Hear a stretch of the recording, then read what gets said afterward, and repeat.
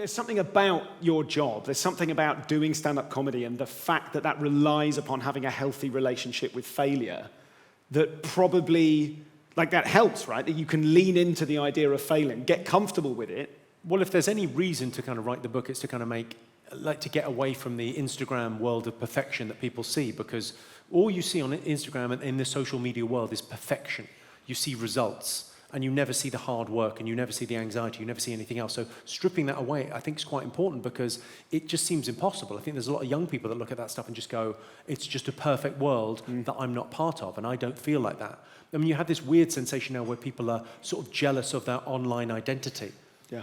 Because they're so sort of far removed from it. I'm always smiling in photos, but I don't feel that way inside. And there's a mental health crisis with young people, because that world is being portrayed. And people can't live up to it. They can't possibly live up to it. Yeah, it's terrible, right? I think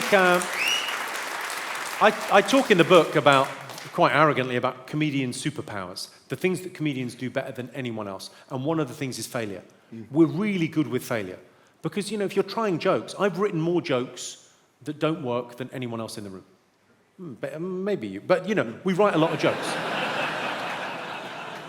That wasn't a dig. But that thing of I've written so many jokes that don't work. I've pitched so many shows that didn't get made. I've failed more at comedy than anyone else.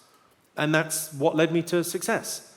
And, owning that failure and being proud of your failures, and that's the kind of battle-worn thing, that's a great way to live. That's a great way to kind of, just to think about it differently.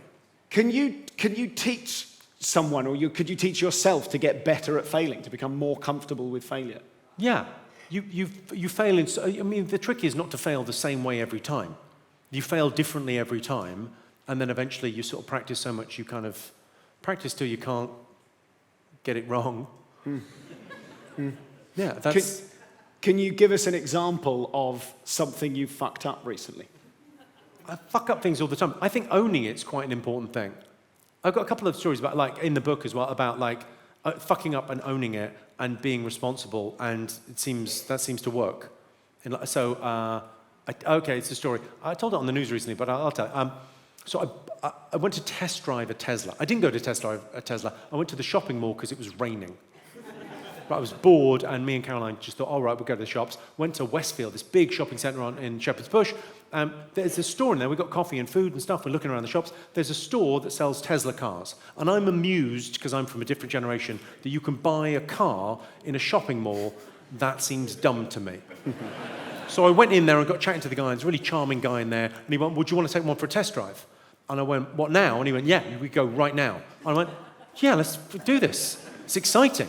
And then we went down. It's one of these ones with the gull wing, like Star Trek doors.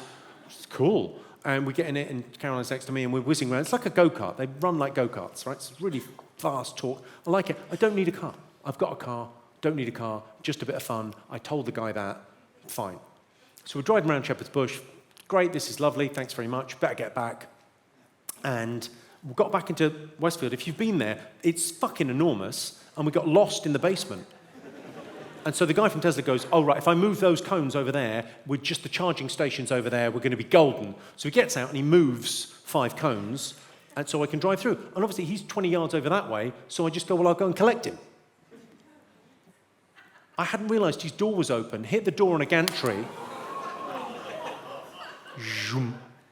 hit the door, took the door off. It was hanging by one bit of cable. So it was like the Terminator, but it wasn't dead yet. It still had the light in its eyes.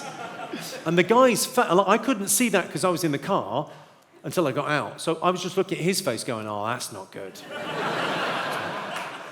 You know that look you get when you've knocked the door off a brand new Tesla? That look. And I just unwound the window and went, I'll take one. Obviously not this one. This one's fucked. So I now own a Tesla.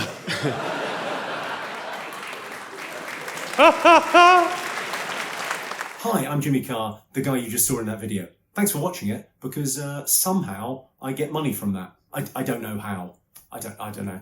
But probably it filters through some sort of advert that you watched before you watched the video, maybe? Or maybe you subscribed. Anyway, thanks for watching it. And somehow that benefits me. And hopefully I'll see you at a live show at some point further down the sunny road. Good luck.